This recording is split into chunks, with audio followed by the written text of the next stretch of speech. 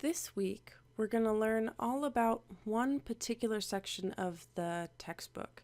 So we covered a lot of ground in the textbook last week, but this time we're going to focus on one chapter that students often find is one of the most difficult that we cover this whole semester. So we're going to think a lot more about how the stars in our sky change from 1 hour to the next over the course of the night, and then we'll also think about how they change from 1 month to the next over the course of a year. So the model that we're going to try to build in our heads and build into our mental framework is called the celestial sphere model. In the previous set of slides, we talked about how modern astronomy really was built, and a lot of that came from having to take this much more complicated system and try to build a simpler model out of it. And when we talked about some of these early models, especially the ancient Greek one and even Copernicus's model, all of those had a sphere of fixed stars at the end of that universe because there was no way to get distances. We're actually going to use that same idea that all of the stars we see in the night sky are on this sphere around the Earth to help us think about how the Earth's rotation affects our view of the night sky. So we're going to cover the basics of how stars move through the sky and how Earth's orbit around the sun affects all of that. And this set of slides is not enough to fully understand that. We've got a couple more resources in the lecture slides in the lecture videos that we'll see, including other YouTube accounts that have very nice animations and videos and graphics that I just don't have the resources for. So we'll be utilizing those existing resources and building up an understanding of the celestial sphere. Now, to help us understand this, as I said, we built this model, and the key part is that we're assuming that all stars are just projected onto this sphere, and that although in reality the Earth is the thing that's rotating and rotating on its own axis, the stars appear like they move through our sky, and we can use that in the model. We'll pretend that the stars are the things that are moving because that's what it feels like to us when we're standing on the ground on Earth. Now, there's going to be a set of terms that we're going to have to understand so that we can really talk about these sorts of ideas and have the correct vocabulary for it. So it's less about memorizing exactly what each of these terms mean, because that's not what a test question is going to be like. But we do need to have those vocabulary words available to us so that we can talk about these things. So this is the set of terms that we're going to learn. And we can start with some of the most straightforward ones. So the first three terms on that list are all observer-centered. And what that means is it depends where you are on Earth for what those things are actually pointing at. So for example, the first one is zenith, which is the point directly over your head. So I can point at my zenith right now, right? And you can point at your own zenith too. And we're not pointing at the same spot. So I am pointing at the spot directly over my head. There might be a star there, there might not. You're pointing at the spot directly over your head, and there might be a different star there, or there might not be anything. Now, nadir is another term that is useful in a sense. It's the point directly below our feet, right? But even though there are stars down there, we can't see them because the Earth's in the way. So we won't really use that term moving forward, but it's worth noting that builds our set of directions. We have compass directions, north, east, south, and west. We have up, which the fancy term is zenith, and we have down, and the fancy term is nadir. And then horizon is where that up and down meet, right? Horizon is a term that we have in everyday language, and it means about the same thing here. It's where the dome of the sky meets the ground. And so when you look off into the distance, there's sky above and ground below, and that in-between point is the horizon, and it goes in all directions. With astronomy, we're not going to worry about mountains and hills and valleys, and we're just going to pretend it's this perfect circle in all directions around us at our feet. The other type of points that we might cover are called fixed points in space, where there's a particular location that we're pointing at for all of these. So the celestial equator, we take Earth's equator and we just line up a whole bunch of lasers pointing out into space, and that points out where the celestial equator is, which would be a big circle in the celestial sphere around the Earth. The North Celestial Pole, we go visit Santa Claus. We ask, hey, can we set up this giant laser? He says yes. We set up a laser, it points out into space, and it would be pointing at the North Celestial Pole. Conveniently for us in the Northern Hemisphere, there is a star that is right at that North Celestial Pole, Polaris, the North Star. And so when we talk about the North Star, or we talk about Polaris, and we point in that direction, we are pointing in the direction of the North Celestial Pole.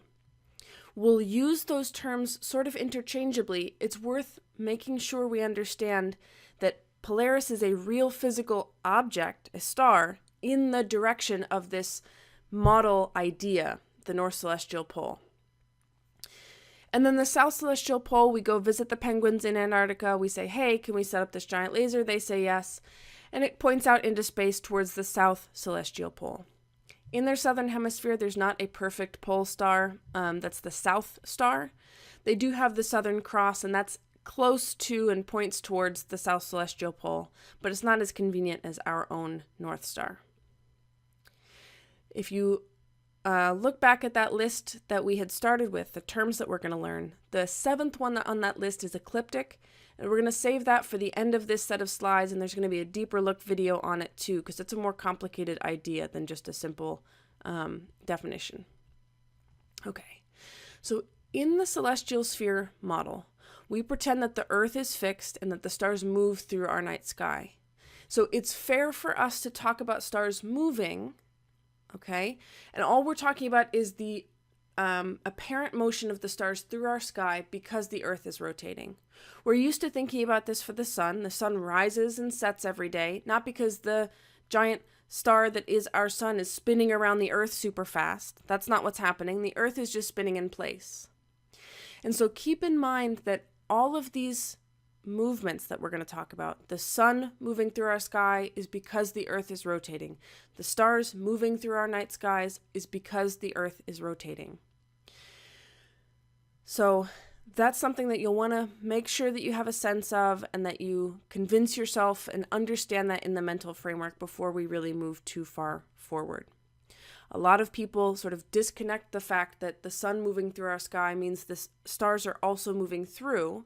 And so if the sun is in one particular direction at the start of the day, it's going to be in that same direction towards those same stars at the end of the day.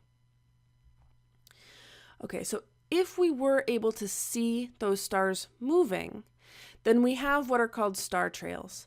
And so on the left of this slide, we have a real picture of someone who set up their camera and left the exposure open over several hours, and all of the stars moved through that. So with my cursor, I'll point out a couple of things. First of all, this bright star in the middle of where all of those circles seem to be, that's the North Star, that's Polaris. It's not the brightest star in our night sky. It's not even in the top 20 brightest stars. The reason that we all know Polaris, or the North Star, is because of its location in the sky and in the celestial sphere model. So it's right near that North Celestial Pole, which means when it makes a little circle, it's a very small circle.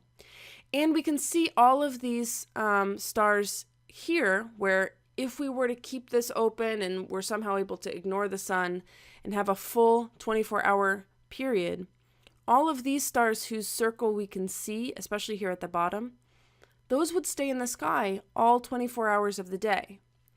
Whereas as we move towards the east and we see these stars that there's clearly a piece of that circle missing, those stars are rising in the east. So sun rises in the general east direction, goes through the southern part of the sky, and then it sets in the general west direction. We can see that if we think about that and we think about stars rising in the east, going way overhead in the south and coming down in the west, that if we face north and we think about those directions, then it looks like the stars are moving counterclockwise for us in the northern hemisphere facing north. Now, I don't want us to memorize that counterclockwise idea as some separate, disconnected fact. That just comes from this understanding that all of the stars are moving as one big unit, because it's really the Earth that's moving.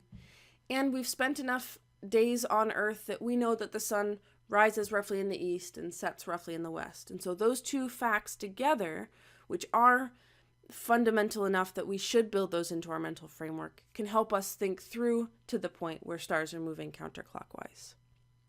Now on the right side of this slide, we have what the different views in different directions look like, because it's all still the same model, but depending on what direction you're looking, things look a little bit different.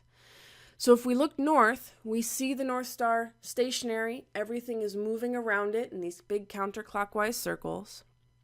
If we look east and compare it to the far, far side of the diagram here, stars are coming up at an angle. Okay? They don't come straight up from the horizon and go directly overhead. That's not what happens. They come up at an angle.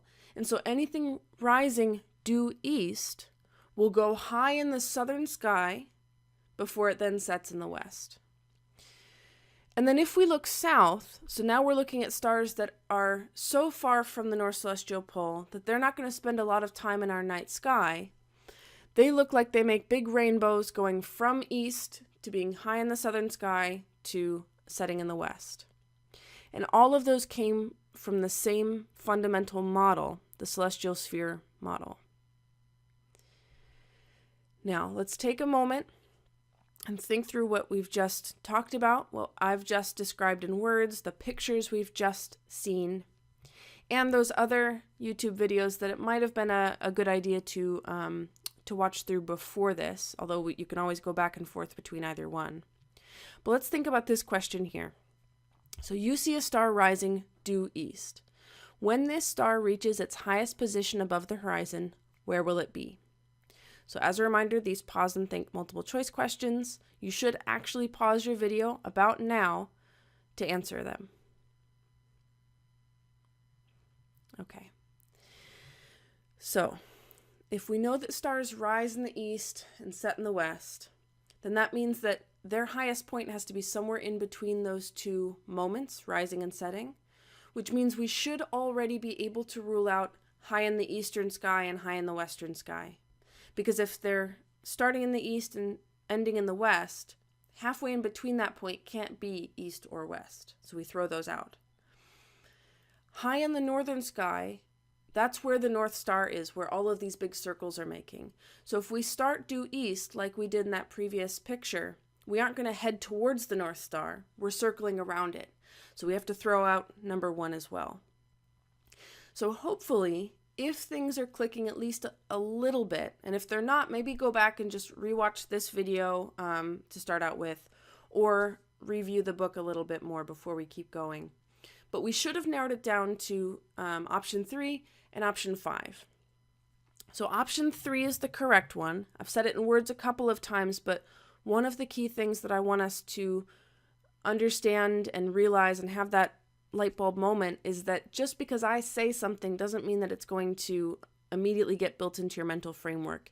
You really do have to work with the material on your own in an interactive kind of way for it to really make sense. And that's why this is leading into a lecture tutorial that I want you to try. And so this is the right time to try that lecture tutorial, the very first one in the book, and it's called Position, and it's on pages 1 and 2. The key thing about these lecture tutorials from our green book, the lecture tutorials for introductory astronomy, is that I'm not going to go through all of the answers in these videos, but we'll go through them on the discussion boards after you've had a chance to talk with your classmates and think through what the answers should be and figure out what things make sense to you and what things don't make sense to you. Now this picture here is in that book, and what you'll notice is that if we look at star A in this picture, the book will eventually tell you that it's rising in the east at position 1, and over here at position 2, that's when it's high in the southern sky. But that's very hard for us to actually see with a 2D picture, and so that's one of the big things that we're going to have to work with, is that we have to find lots of resources to help us be able to think through what this should actually look like in 3-dimensional space. It's something that I have the ability to show off in the classroom, but for these lecture videos, I have to just point out many different resources that we can use to try to think through this. Okay, so once you've tried the lecture tutorial, you should be able to answer these questions. So if you want to pause it and start to do the lecture tutorial now, that's great. Otherwise, you could skip over this part of the video, whatever you want to do to best interact with these questions. But this first question here, what direction we would need to look to see star A when it's highest in the sky, that's the same question that we had 2 slides ago, where it's just rephrased a little bit differently. And so if it seems like a drastically different question and you still don't know what the answer is, this is a big red flag that you should put in your notes, that this is a topic that should take more time than you may have spent on the previous topics. So it's always fine to struggle with stuff the first time through and to have that confusion, right? That means we're building up new skills. And a lot of students struggle with this particular portion of the chapter. But what that means is you've got to reach out for help on the discussion forums. You've got to talk to me one-on-one if you need to, so we figure out how this can best click with you. So for that first question, where we would look to see star A, that would be towards the south, so high in the southern sky. And for star B, if we look at the circle that star B makes on this diagram, the same options here, right? So pause the video and think through where star B is when it's highest. And if we look, star B happens to have the right orbit, the perfect orbit in our sky around the north celestial pole, that it will be directly overhead at that special place we call the zenith, right? Directly above us at its highest point. But that means that most stars are not going to be directly overhead at the zenith, at their highest points. They can't all cluster in that same spot if they're spread throughout the whole celestial sphere. Okay. Now, the lecture tutorial you just did, and a lot of the lecture tutorials that are going to come up soon, they were all built for latitudes that are common to the United States and to Europe. What that means is the North Star is about halfway up in the night sky. Now, it's actually really useful for navigation purposes and a lot of different ideas that if you measured the angle, how high Polaris is above the horizon, where if it's right at the horizon, that's a 0-degree angle. If it's directly overhead, then it's a 90-degree angle. That angle is called the altitude. That's the term that we use for it in astronomy. And the altitude of Polaris, the North Star, is equal to the latitude that you're standing at. So Grand Rapids is at 43 degrees north latitude. What that means is Polaris is 43 degrees above the horizon. That's about halfway. So 43 degrees, 45 would be perfectly halfway, so it's a little bit less than halfway. But if we just think in our heads that Polaris is about halfway up between being on the horizon and being directly overhead, that's useful for us. But what that means is we can think about what the skies will look like if we're at Earth's North Pole or if we're at Earth's equator. The North Pole has a latitude of 90 degrees, which means Polaris should be at an altitude of 90 degrees, which means directly overhead. The equator is at a latitude of 0 degrees by definition, and so Polaris will be at 0 degrees right on the horizon for the equator. So we've got this picture in our textbook and now in our slides that show those different extremes at the North Pole, at the equator, and at an intermediate latitude like Grand Rapids. The other resources that are in the lecture videos folder also go through this briefly. And those other resources actually walk you through this particular animation or this particular widget that you can use. So this is called the Rotating Sky Explorer. The link here should be a clickable link in the posted PDF of these slides. Otherwise, you can try to search Rotating Sky Explorer online and you should be able to find it. That's something that's really useful to work with if you are having troubles here. It doesn't work on every single browser, on every single system. So I apologize if you try to use it and it doesn't work. You can try to see if it will work with a different browser or something similar. But this is a really useful tool, especially if you're having difficulty thinking and picturing how the stars are going to move through the night sky. So I recommend that you try it, or just review those videos that are in the lecture video folder a little bit more if things are troublesome for you.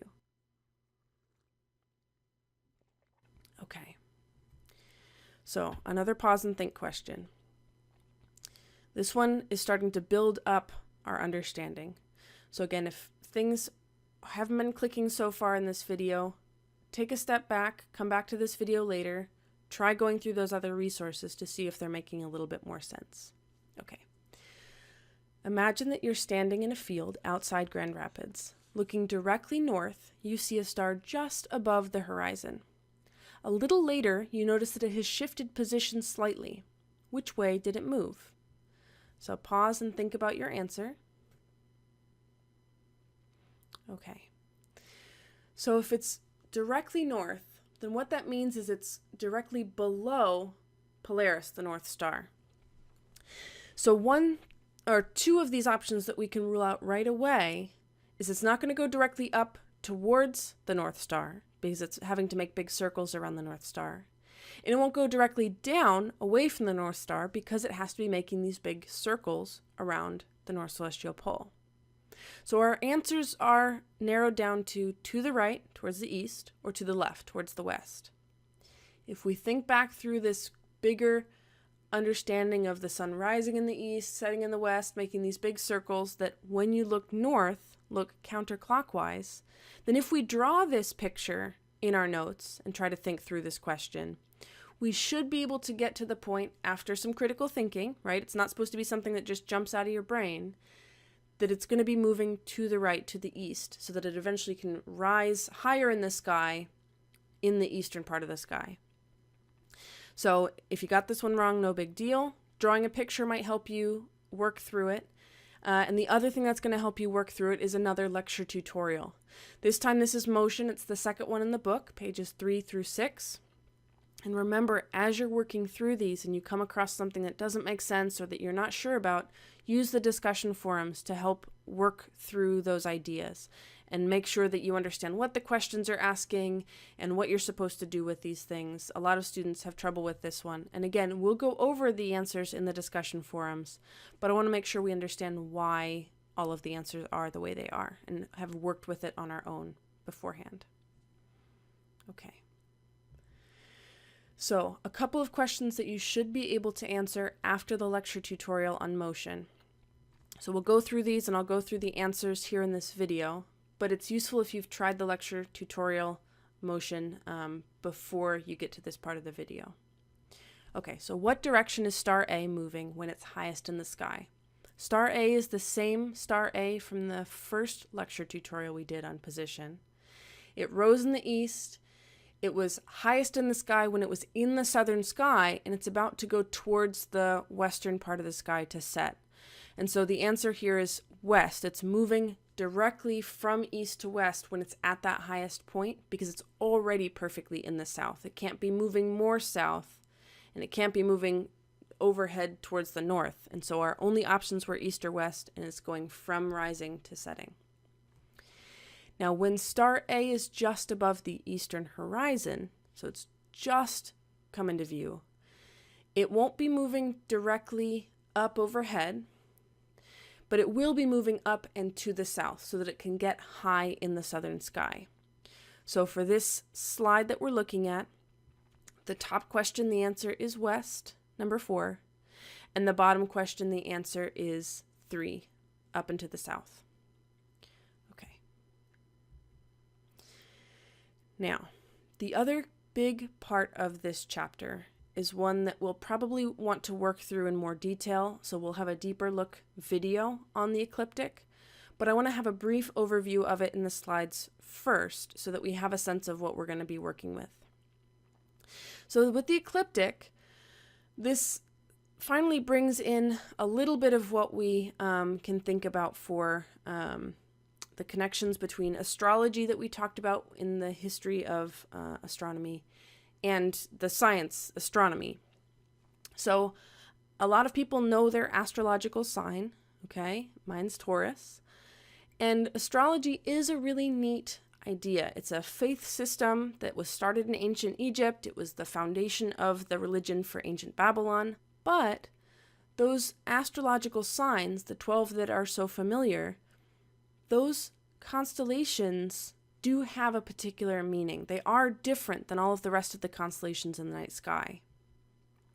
So 2 quick notes in case we don't go back to that chapter or that section before we move on. There are plenty of tests that we can do and have been done to disprove the hypotheses involved in astrology. So there's no scientific basis for it. And when we talk about, in the next couple of slides and in the deeper look video, what those particular signs' meaning really was when astrology was set up in ancient Babylon, the signs actually aren't correct anymore. They aren't connected to the sun's position in the sky the way that they were when those signs and those periods of the year were set up. Okay, so the astrological signs, they represent the constellations that appear to be where the sun is throughout the course of a year. So if we're on Earth, okay, and it's a bright sunny day during the day, that means there are stars in the sky, we just can't see them because the sun is too bright. That means that if we look in the direction of the sun, don't look directly at the sun, but if we look in the direction of the sun, there is a single constellation that appears to be behind it. So in this particular picture, which is sort of a plane that we're looking at sideways, in June, maybe we look towards the sun and it looks like the sun is in the constellation Taurus in June. And then if we wait about 2 months, then we look in August, we look towards the direction of the sun, and it looks like the sun is in the constellation Cancer. So over the course of the year, the Earth is facing the sun from all of these different viewpoints. It means the sun appears to go through all of these different constellations month by month, and then it comes back to the same spot the next June or the next August. That also means that if we're looking opposite the sun, in the night skies, the stars that we see in the night sky change from one part of the year to another part of the year. And so that means we see different constellations throughout the year. So if I wanted to look at the constellation Taurus, I wouldn't be able to see it in the June skies because the sun is out when it's out. I would have to wait 6 months later for it to be basically opposite the sun so that I could then see that constellation high in the southern sky at nighttime. So we've got one more lecture tutorial for this section, and this one really does benefit if you look at the deeper look video for the ecliptic before you try it. But you can certainly try it on your own. But before we do that, let's have a question that leads into it to see if things are clicking with us or not. Okay, so pause and think question. You go out tonight and see the brightest star in the constellation Orion just rising above your eastern horizon at 10 p.m. 1 week later at 10 p.m., the same star will be where? So pause and think. Okay. So if we look at our options, we always want to go through the critical thinking process of which ones we can rule out right away. So if it's at the exact same height as it was before, then all of this new information that we've brought up, talking about the fact that the stars change over the course of the year, would be meaningless. So we should probably throw that one out. So it's not going to be the same height that it was before. If it's just rising and we've only gone a week, it's not going to be just setting at the same time of day. That would be too extreme a shift. And so we can rule out choice number 4 as well. So all we have left is, okay, is it a little bit higher than it was because it rose earlier? Or is it just below our horizon because it hasn't risen yet?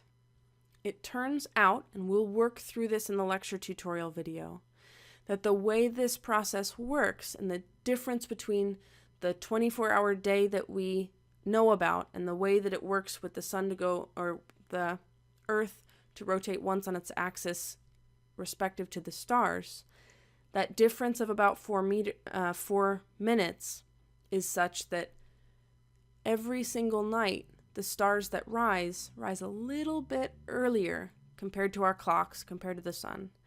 And so that star will be slightly higher in the sky.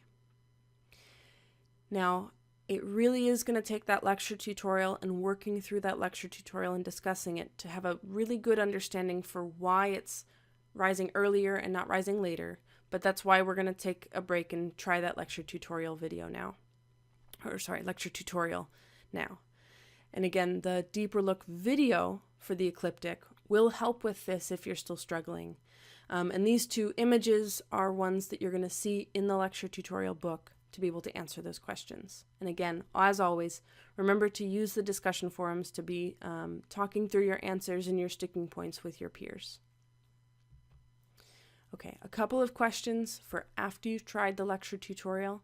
But you can always test yourself now, and if you get them wrong, then go and try the lecture tutorial and come back. Okay, the first one on this slide. One night you see the star Sirius rise at exactly 7:36 p.m. The following night it will rise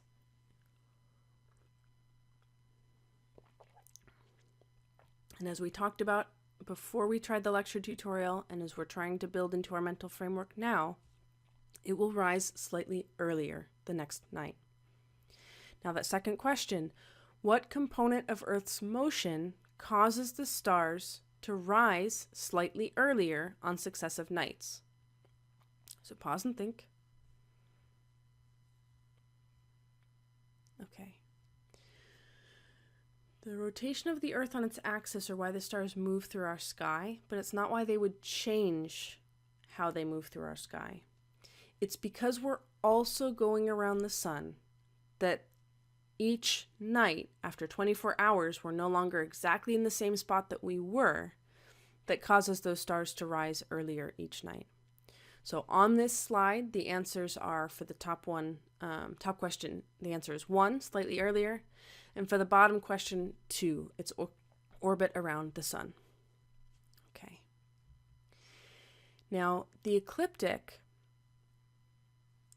when we talk about the ecliptic as sort of a definition, it's really the path that the sun seems to make through our night sky, and that's because of the orbit that the Earth is taking through the solar system. That path and that orbit are tilted 23.5 degrees with respect to Earth's equator. The Earth itself is tilted 23.5 degrees as it goes around the sun. So it goes around at an angle as it goes around the sun.